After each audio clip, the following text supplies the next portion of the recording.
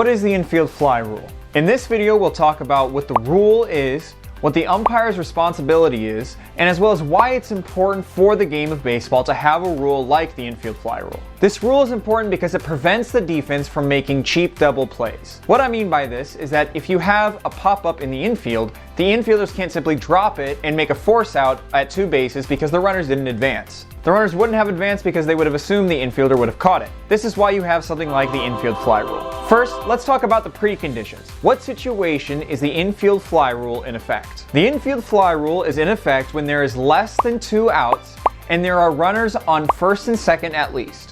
You can also have a runner on third, but there needs to be runners on first and second. Infield fly comes into effect whenever there is a pop-up hit that an infielder can reach with ordinary effort. This excludes line drives and attempted bunts. The infielder doesn't even need to make an attempt to catch the ball, but as long as in the umpire's judgment, an infielder could have caught the ball with ordinary effort, it will be ruled an infield fly. This also needs to be a fair fly ball.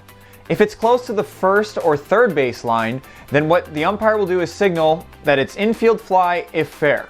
Whenever it's apparent that this is going to be an infield fly, the umpire will point to the ball in the air and say infield fly and call the batter out. The ball is still live on this play, so the runners can advance at their own risk. If an infielder ends up misreading the ball and either dropping it or having to make an uncomfortable play, the runners can advance from the bases that they're at and move to the next one, either tagging up because the ball was caught, or if the ball lands, then it's not a caught ball and the runners can simply advance. There's a few interesting situations that you can run into though while calling an infield fly. The first and probably the most unusual is that the infield fly hits one of the base runners.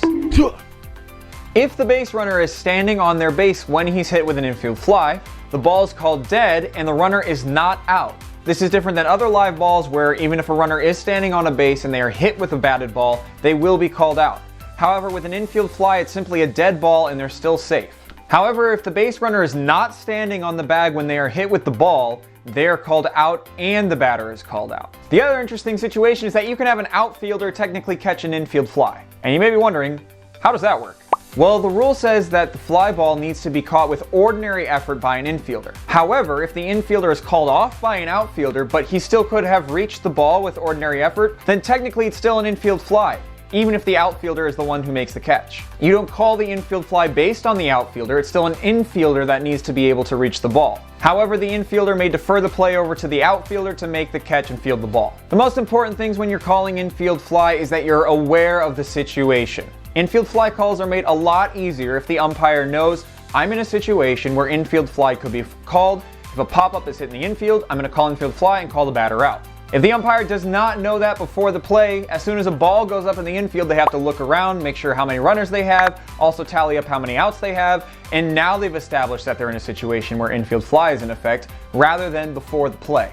If you're working with another umpire, it's even more important to communicate the situation to the other umpire. That way you're both on the same page in terms of what you're going to call when the ball goes into the air. We have a video talking about signals between base and plate umpires, which you can view here.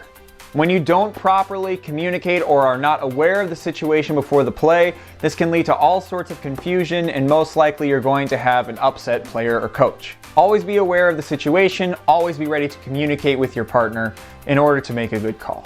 If you want to see more content like this video and subscribe to our channel.